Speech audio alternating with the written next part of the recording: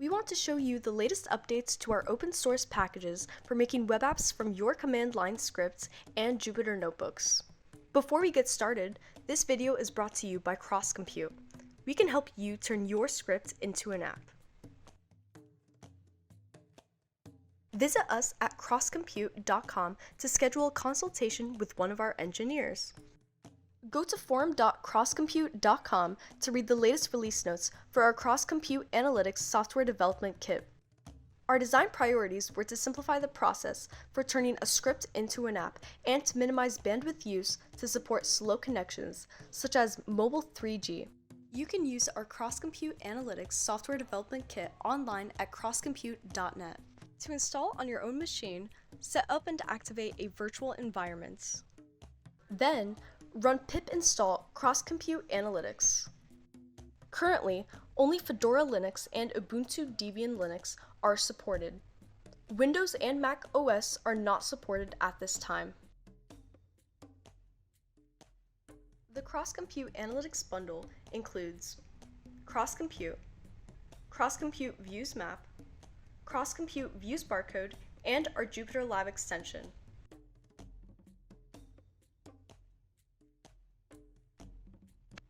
On pypy.org, you will see several other packages that start with the name CrossCompute.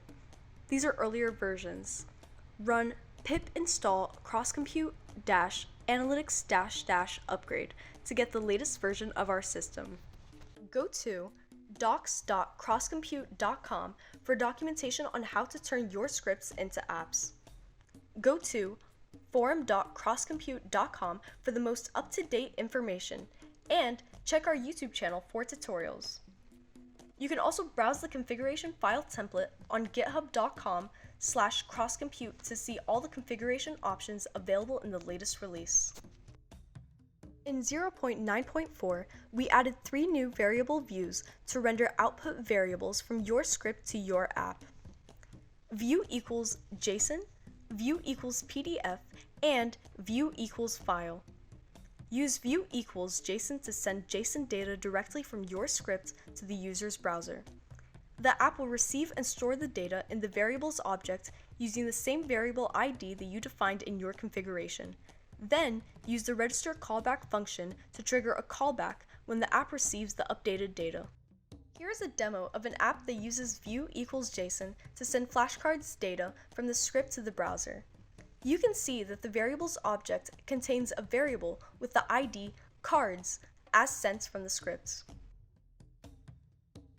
Use view equals PDF to render a PDF document from your script to your app.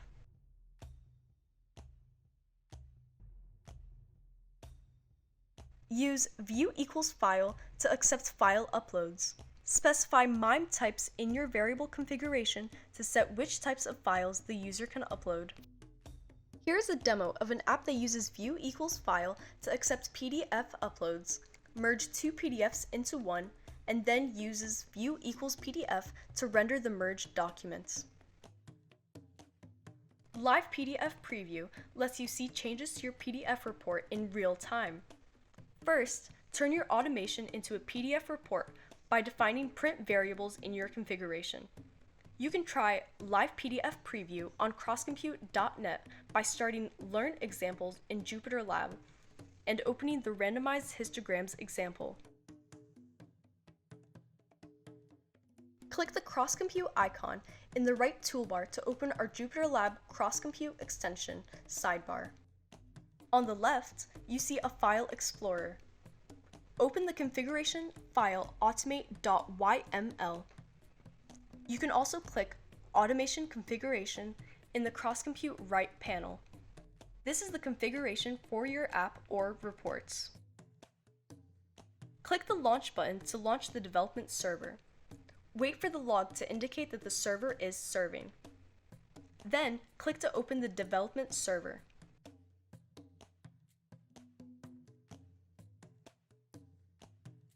Click the print link to open the PDF preview. Open style.css and change the image height to 100 pixels. Then press Ctrl S, save the file, and wait a few seconds for the PDF preview to update itself. Change the image height back to 200 pixels, then open run.ipynb.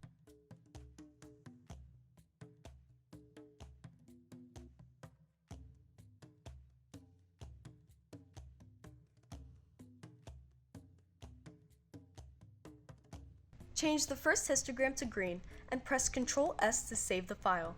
The PDF preview should update when you save changes to styles, scripts, templates, and configurations. Download the PDF report by clicking the Report URI link at the bottom of the page. Finally, select File Shutdown to end your Jupyter Labs session. With conditional templates, you can make Choose Your Own Adventure step-by-step form wizards by defining a conditional expression for each template. You can try it now by going to CrossCompute.com, clicking Automations at the upper right, and starting Learn Examples in Jupyter Lab.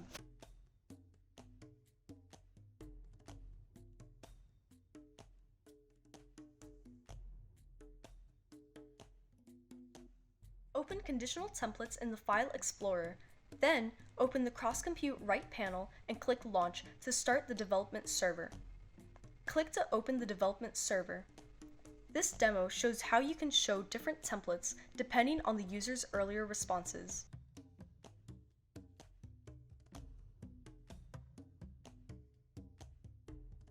For more complicated logic, you can stitch multiple automations together as demonstrated in the Estimate Critical Electricity Loads example.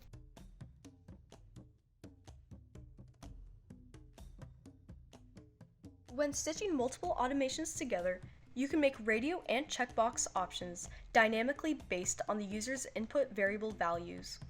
Try the Test Dynamic Options example to see how you can set radio and checkbox options dynamically.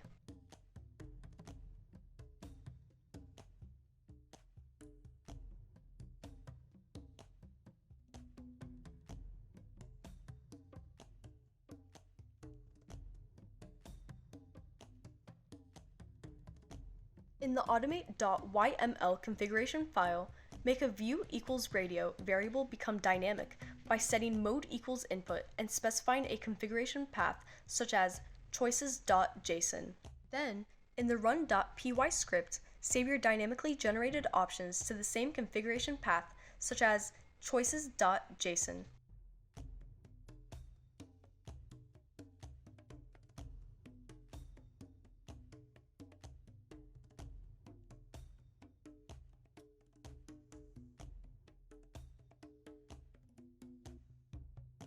Thanks to the Markdown 2 Python package, you can now use newlines instead of the BR tag in your Markdown templates. You can add Markdown footnotes.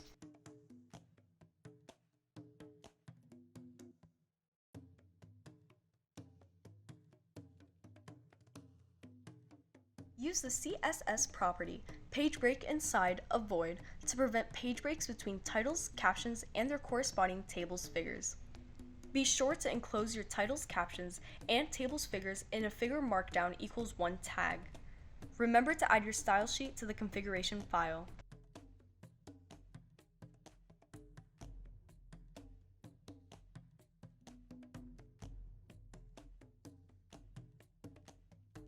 To add copyright attribution to your automations, use Markdown to specify exactly how you want the copyright attribution to look.